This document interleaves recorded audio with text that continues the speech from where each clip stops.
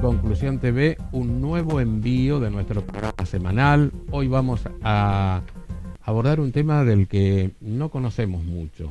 Sabemos de las bondades del cannabis y de los muchos avances que se han hecho, pero tengo para mí que no hay y no existe suficiente información sobre el tema. Por eso vamos a tener visita en el piso y también vamos a tener un invitado a través del Zoom. Así que ya arrancamos con el programa. Decíamos que teníamos un programa muy interesante. Recibo y saludo a la doctora Bárbara García. Doctora, ¿cómo está? Buenas, muy bien. Bien. Gracias. Como es tan joven, por ahí tratarte de usted o tratarte de vos. No pasa nada, indistinto. Bien. Decía que hay un muy buen trabajo realizado con cannabis, en este caso específicamente, referido a un óleo íntimo femenino. ¿Por qué esa investigación? Porque yo me preguntaba antes, cuando tomé conocimiento del tema, que no es nuevo, digo, ¿por qué íntimo y femenino? Bien, ¿y por qué no? No, está bien, por eso, vayamos por los dos lugares. Sí, bueno, por un lado, creo que tiene que ver con la medicina canábica y la medicina sexual, ambas estereotipadas y muy juzgadas durante mucho tiempo. La sexología es una ciencia muy nueva y la ginecología no estuvo tan cercana a lo que fue la medicina canábica como sí otras disciplinas, como por ejemplo la neurología. Ya se sabe que el cannabis, específicamente el CBD, es muy bueno para las epilepsias refractarias al tratamiento, para el temblor esencial, como por ejemplo el Parkinson, etcétera. Pero lo que era ginecología, lo que es el dolor a las relaciones sexuales intravaginales o la falta de lubricación, entre otro tipo de cosas, no estuvo muy visibilizado. Creo que un poco es por esto, hay como una deuda, si se quiere, con el placer, el goce de las personas con clítoris, que este tipo de productos vienen a reivindicar. Entonces sabemos un poco de esas problemáticas. Sí, claramente, bueno, yo creo que desde la ginecología, por ahí que es mi espacio de consulta médica, sí estamos muy al tanto de que es alto el porcentaje de población que tiene relaciones sexuales, por un lado no satisfactorias, es decir, donde no llegan al orgasmo, como una forma de clasificar la satisfacción sexual, y por otro lado acompañadas de dolor, ¿sí? Que pueden ser producto de consecuencias de otras patologías como infecciones vaginales a repetición, como vaginismo, como tratamientos que son para el cáncer, de otros orígenes, cáncer ginecológico. Digo, hay muchas cosas que impactan la sexualidad a nivel ginecológico y la población cada vez más está pidiendo a la medicina, puntualmente a la medicina sexual, un poco de respuestas, ¿no? Para conectar con esa función del cuerpo que da mucha satisfacción. La medicina busca respuestas a veces a problemáticas puntuales, pero no siempre, no quiero herir susceptibilidades. No soy la medicina, así que tranquilo. Bueno, pero a veces invasiva, pero no necesariamente busca reconfortar siempre al paciente. Dice, bueno, resolvamos este problema, el paciente se lo banca y se recupera. Bueno, sí, o sea, históricamente la medicina tuvo una posición bastante hegemónica, es decir, decía, bueno, esta es la terapéutica, este es el tratamiento y todas las personas lo tienen que seguir. Hoy en día creo que ese escalón se está igualando porque la persona que va a la consulta va con muchísima información gracias a internet, a las redes sociales, a foros. Entonces, creo que la persona que va a la consulta busca en el profesional que tenga una mirada holística, con perspectiva de género, que no muchos profesionales la tenemos porque a veces en la facultad no hemos pasado por esas instancias formativas, y que tengan una complejidad, o sea, o que vean a las patologías o las distintas situaciones médicas de una manera heterogénea, no que solamente los fármacos nos van a venir a solventar un montón de problemas. Y en puntual con la sexología, esto es muy contexto dependiente, lo hemos vivido con la pandemia, la disminución del deseo sexual no siempre es hormonal, también tiene que ver con el contexto, tiene que ver con los vínculos, es decir, hay muchas cuestiones que son sociales y culturales que se meten en la consulta médica y que por suerte hoy en día se está empezando a trabajar desde otra manera y la gente busca ese tipo de profesionales. El deseo en hombres y mujeres es distinto, a pesar de, se plantea de distintas maneras, hay distintas formas de demanda. Sí. Lo digo en términos como hombre, ¿no? Por ahí nosotros nos manifestamos más rápidamente con el deseo de tener sexo con una mujer, con un hombre, con quien sea. Desde el lado de la mujer o de lo femenino, o de las, como decías recién, quien tienen clítoris, me parece que, no me parece, estoy convencido que viene desde otro lugar y otra forma, se expresa de otra manera, hay otros momentos. ¿Cómo sería eso? Que no es de la misma demanda que la nuestra. Bien, bueno. En términos muy corrientes, y de la calle, de jugar al fútbol. Nosotros nos calentamos mucho más rápido, como queremos ahora. Y ese ahora nuestro no siempre es el del mismo modo para la mujer. Bueno, a ver, me parece que lo que vos traes es interesante porque es lo que culturalmente se cree, pero hoy en día el cambio de paradigma de las personas con clítoris es que ellas también tienen deseo del goce y que se están moviendo para conseguirlo. No hablo de eso yo, hablo de si nosotros los hombres respetamos esos momentos, o si porque una mujer te puede plantear tener sexo y nosotros por ahí podemos decir que no, es más difícil. Bueno, y está buenísimo que se empiecen a plantear por qué es más difícil. Sí. Porque hay muchos... Digo que es más difícil que nos los planteemos, no digo que no lo hagamos. Sí, pero yo creo que están yendo, las masculinidades están buscando otras formas de conectarse. No, o sea, hay mucho mandato cultural con respecto a la sexualidad masculina, tipo siempre listo. Y a ustedes son casi personas, a las personas con pene les pasan un montón de cosas. Sí. Entonces también pueden tener deseo sexual disminuido, también no pueden querer, también pueden estar estresados por distintas situaciones sociales y culturales. Y muchas feminidades a veces también son bastante... machistas en ese sentido. Ay, ¿cómo puede ser que vos no tengas deseo? O sea, me parece que acá lo que se tiene que tratar de construir es el deseo de una forma estereotipada, en donde los varones tienen que, las mujeres deberían de soltar esos viejos mandatos y empezar a preguntarnos qué queremos nosotros, y no tratar de buscar como algo, una respuesta tan homogénea en algo que es la respuesta sexual humana, que es lo más heterogéneo, y que probablemente tu deseo sexual a los 15 no va a ser igual a los 30, y permitirnos entender que esa respuesta sexual es súper flexible y que también, como dijimos, influía por la cultura. Quizás las mujeres no se mostraban tan deseantes antes porque tenían el estigma de, ay, la lujuriosa, y si se mostraban lujuriosas tenían el estigma de eso, ¿no? Capaz que si no llegaban al orgasmo eran catalogadas como frígidas, término horrible que la cultura introdujo durante un montón de tiempo. Entonces es como que siempre todos esos polos te llevaban a, bueno, mejor ni cuento que tengo mucho deseo cuando veo a los hombres jugar al fútbol, porque si no la sociedad me va a dilapidar. Entonces creo que también hay mucha de esa cuestión estereotipada que hoy, gracias a que tenemos una perspectiva diversa, tanto los profesionales de la salud como los medios de comunicación, la gente está pudiendo conectar con el deseo más allá de esos estereotipos. Hablamos de clítoris y trajiste algo como para marcar algo, si lo trajiste por algo. Lo traje porque creo que está muy poco visibilizado, lo traje porque creo que en los baños públicos siempre hay un pene por ahí dibujado, y el clítoris no. No. Eso me parece muy injusto. Creo que no es tan difícil de dibujar. Falta que ustedes lo dibujen entonces. Claramente, y también por qué no lo hemos dibujado y por qué las personas peneportantes no han ido dibujando clítoris también, ¿no? Qué pregunta interesante. También los libros de medicina. Yo puntualmente me egresé en el 2016 del Roque Sáenz Peña, y en mis libros de medicina habían fotos de vulvas o dibujos de vulvas con una pequeña flechita clítoris, pero nunca se mostraba esta estructura 3D y toda la, digamos, la complejidad, la inervación. O sea, se decía el nervio dorsal del clítoris, pero no se le daba la importancia. Entonces creo que lo traje porque esto es una reconstrucción 3D de más o menos un tamaño de una persona de 1,70 m, y esto se puede ver en una resonancia magnética. Allí. Ahí. Esto se puede ver en una resonancia magnética, el nervio dorsal del clítoris va por acá, acá está el monte de Venus con los vellos, y acá es la parte en donde la mayoría de las personas con clítoris se friccionan para llegar a sensaciones muy placenteras como el orgasmo. El clítoris estaría como acabalgado y la vagina estaría acá abajo, entonces cuando ingresan cosas dentro de la vagina, el nervio, que es lo más superficial y sensible, no está siendo estimulado. Entonces por eso la importancia de, si vamos a utilizar la vía vaginal, la estimulación conjunta, ¿no? ¿Hay otras formas de llegar al orgasmo que no sea a través del clítoris? Un montón. Esto, las personas que tienen lesiones medulares, que no tienen sensibilidad genital, nos han dado mucha información. Uno, con lesión medular o sin lesión medular, puede tener orgasmos mientras duerme. Creo que esa es la reflexión más importante. El orgasmo es una respuesta cerebral, con sensaciones periféricas a nivel de los genitales, a nivel del resto del cuerpo, pero quien comanda la respuesta sexual liberando oxitocina en el momento del orgasmo es el cerebro. Entonces, puedo tener un orgasmo mientras duermo. Hay gente que tiene orgasmos haciendo abdominales, porque hay toda una contracción del piso de la pelvis. Hay gente que tiene el orgasmo friccionándose, tocándose con agua. Hay gente que tiene orgasmos de múltiples formas, con succión del pezón, que libera la liberación de oxitocina.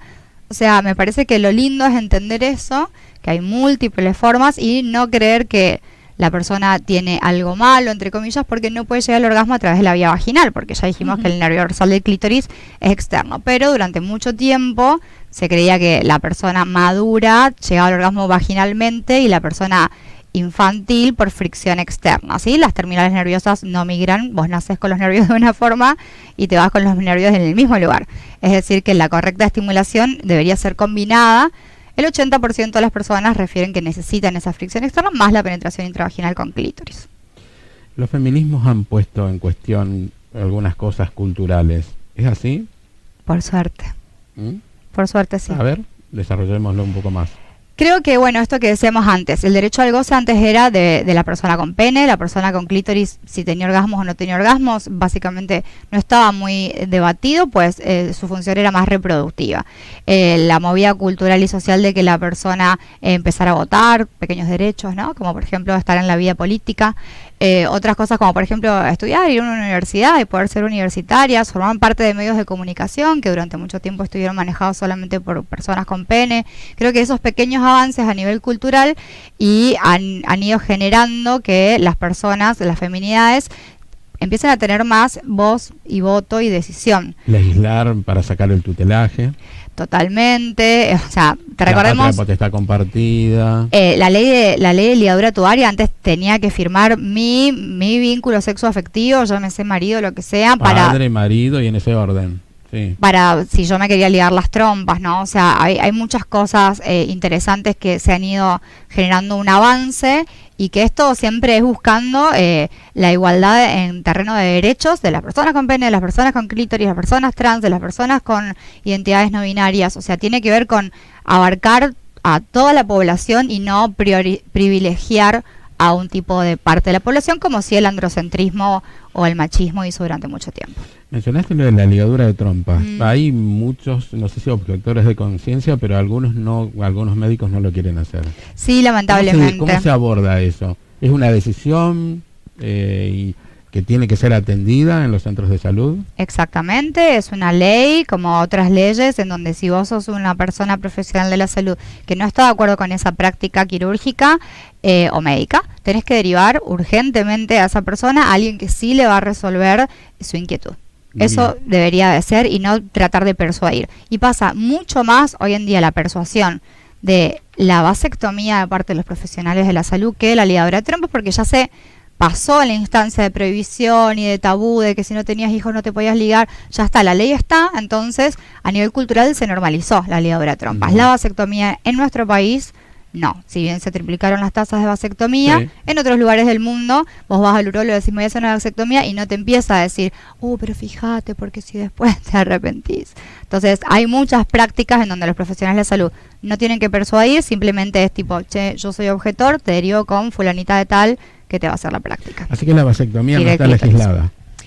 Sí, claro, está dentro de lo que es la anticoncepción quirúrgica. Lo que digo es que la naturalización de la ligadura tubaria a nivel cultural ya llegó y la vasectomía todavía no. Y se sigue planteando los cuerpos gestantes como los responsables de la anticoncepción y las personas con pene como, bueno, miran de costado, cuando también pueden hacerse responsables de esa anticoncepción con una intervención quirúrgica que es mucho más benévola que la ligadura de trompas, porque vos te operás, salís de alta en el mismo día, es un procedimiento ambulatorio versus un procedimiento que lleva una anestesia general como la ligadura. Sí, los hombres hacemos pocos estudios incluso de próstata y demás, somos bastante renuentes, a pesar de que ha crecido. También somos de dar vueltas, tenemos algunos prejuicios todavía. Otro de los estereotipos de la masculinidad que es frágil desde el sentido de tipo yo tengo que ser fuerte, no me tengo que encontrar nunca, o que culturalmente se crea que a los 40 años voy al urólogo. Pues no, si tenés relaciones sexuales tenés el mismo riesgo que la persona con clítoris de tener infección de transmisión sexual, te deberías hacer tu control anual, te deberías vacunar para el HPV, o sea, deberías hacer un montón de cosas. Y también un poco eso es por lo cual persona con pene tiene mucho miedo de ir a la consulta médica porque no pasó esta frecuencia que a veces sí las personas que van a ginecología, y por otro lado tienen menor tasa de sobrevida porque no se cuidan. Sé que las mujeres hacen menos controles cardíacos también. Los chequeos cardíacos, sí, y también está muy naturalizado que si te duele el pecho o estás medio histérica, y capaz que estabas por tener un infarto también, ¿no? Sí, claro, hay que tener cuidado con eso. Es un buen momento para que hagamos un pequeño corte aquí y le demos entrada a otro invitado que tenemos en el programa. ¿Qué te parece? Super. Allá vamos. Recibimos a Lautaro Gieco, es abogado y es también fundador de la marca de la que vamos a hablar ahora. ¿Cómo te va, Lautaro? Bienvenido. Hola, ¿qué tal? Muy buenos días. Muy buenos días Bien, a ambos. bien. Hablábamos recién con Bárbara, interesante el tema, queda mucho por hablar, pero queremos meternos de lleno en cómo deciden y cómo se ha innovado con este óleo que es 420, que tiene una relación con el Día de la Marihuana y demás. Contanos.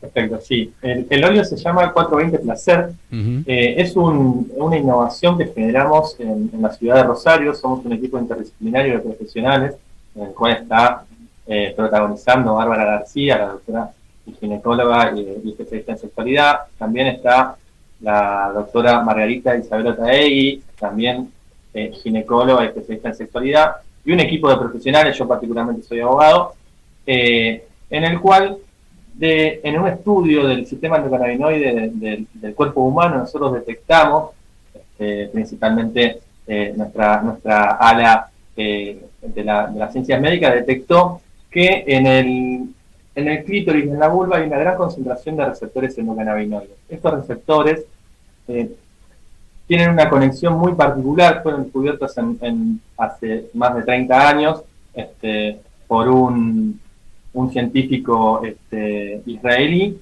en el cual estos receptores endocannabinoides tienen una particularidad que perciben y se activan con la planta de marihuana y sus derivados.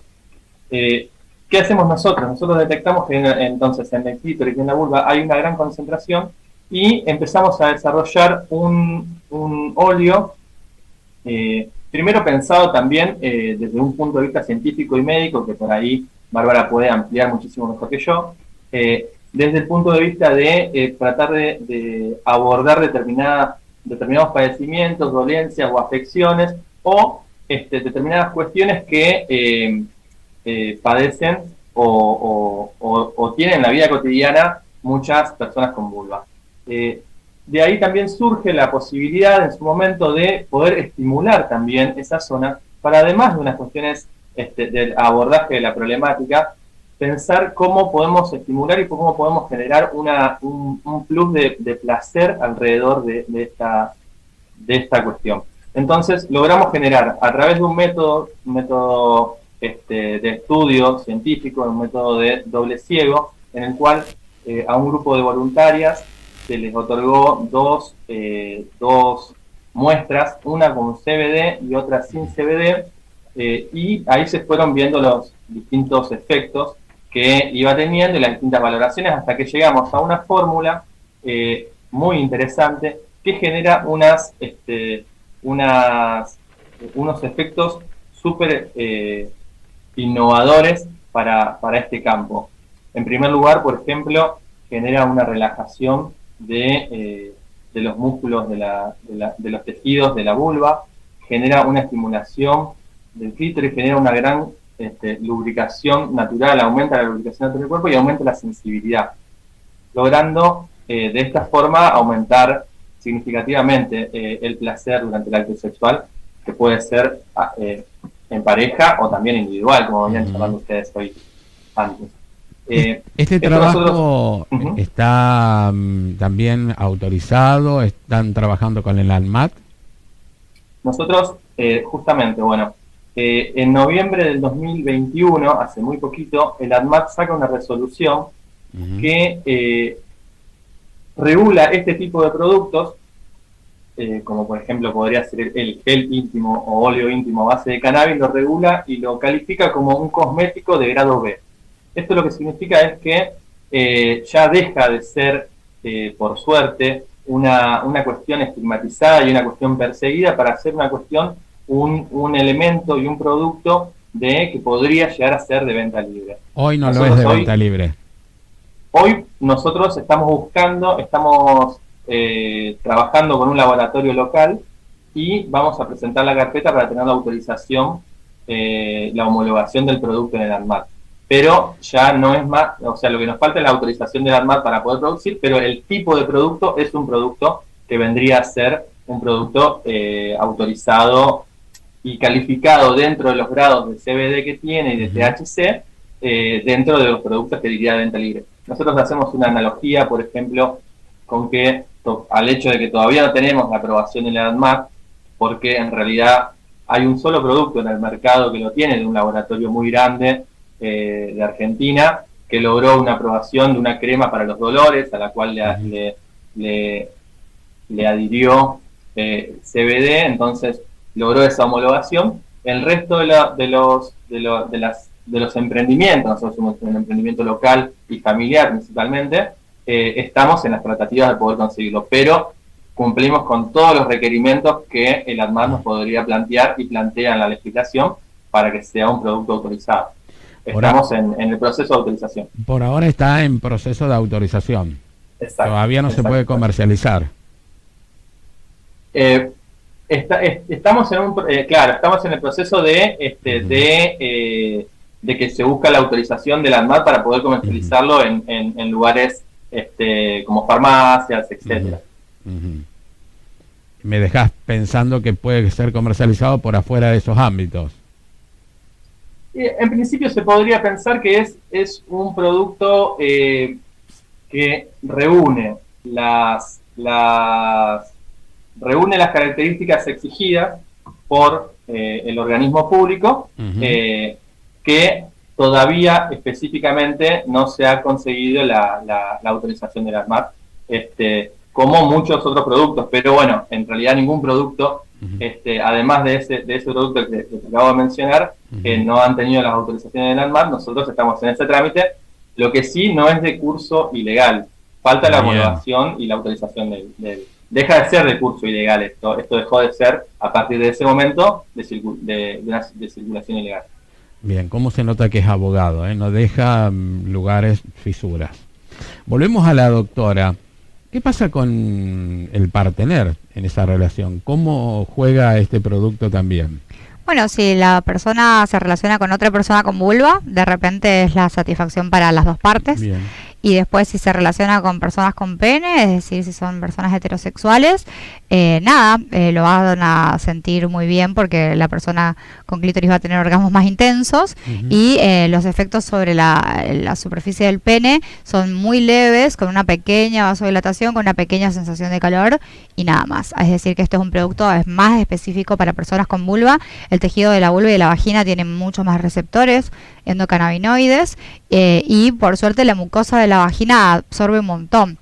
En otros espacios del mundo ya hay tratamientos con óvulos con CBD para, por ejemplo, el vaginismo, la endometriosis, otro tipo de patologías, ¿sí? Porque la mucosa de la vagina absorbe un montón las medicaciones, ¿sí? Entonces, ese es el beneficio de la persona con vulva, el privilegio. El privilegio.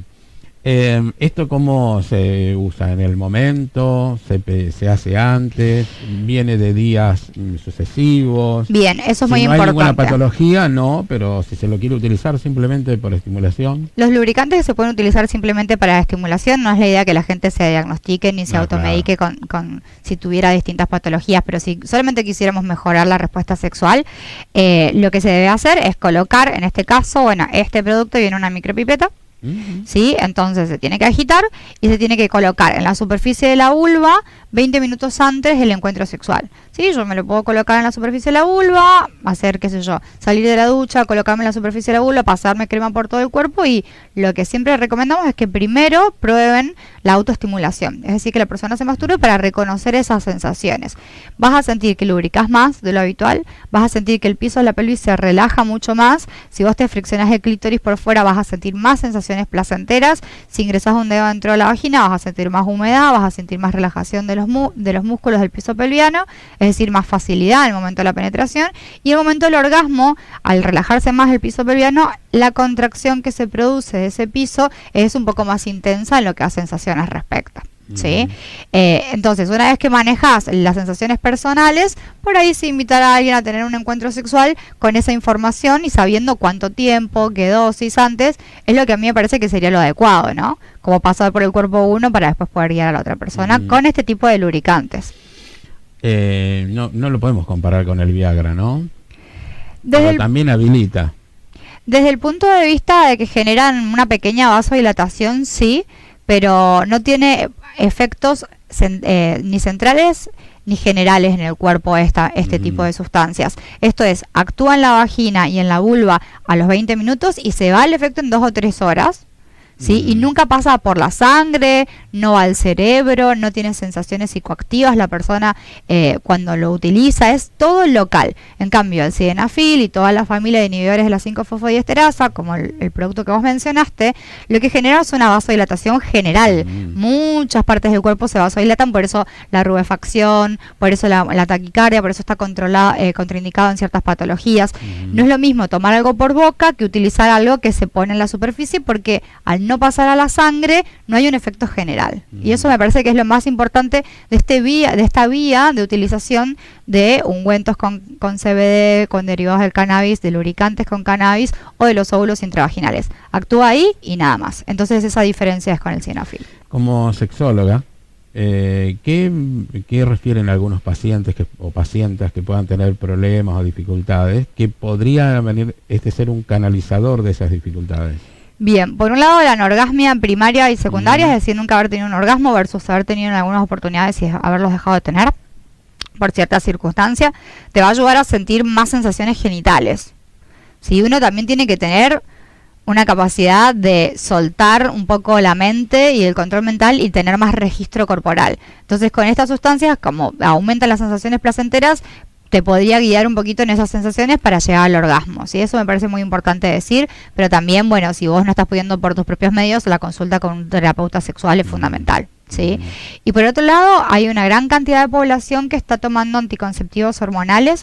Esto al no ovular genera mucha sequedad vaginal y falta de lubricación, de manera tal que este tipo de productos te va a ayudar a transitar eso de una manera un poquito mejor.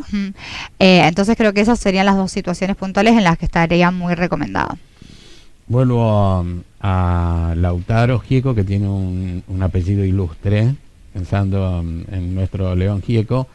¿Qué cosas, más allá de la autorización de la ANMAT, en este periodo, cuánto tiempo llevó la realización de este producto? Primero, cortito. La realización de este producto llevó aproximadamente 2 años. En la investigación, en la generación de la fórmula, etcétera, llevó aproximadamente 2 años. ¿Hay productos similares en otros mercados? ¿Ustedes se valieron de eso o es una generación propia de Rosario, del grupo interdisciplinario? En Argentina y en Latinoamérica, nosotros somos la primera experiencia, por lo menos la primera experiencia que surge y se hace pública. Hay una experiencia en Estados Unidos, en el estado de California, donde hay un óleo con similares características. Lautaro, algo que se nos haya quedado sin agregar para tener conocimiento de este óleo 420, ¿así es el nombre? Óleo 420 Placer, sí. 420 Placer. De eso vamos a hablar en el cierre. Gracias por haber estado en el programa, gracias por participar, por informarnos y por hacer estos desarrollos tan importantes. Gracias a ustedes. Si te parece, nosotros queremos comentar esto, que nosotros tratamos de, junto con todo el equipo, sintetizar 2 de las grandes reivindicaciones de nuestra generación. Esas grandes reivindicaciones son, primero, la reivindicación del placer y el derecho al placer y a las sexualidades libres, y la otra reivindicación muy importante también, que en esta generación la está marcando mucho, es la despenalización, la regulación y todo lo que implica con los beneficios y los estudios y las investigaciones alrededor de la planta de cannabis, que tiene innumerables beneficios.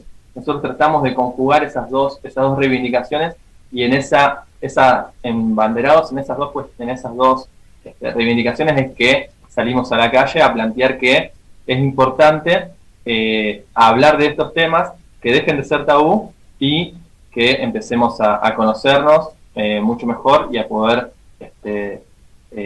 avanzar con las investigaciones científicas también.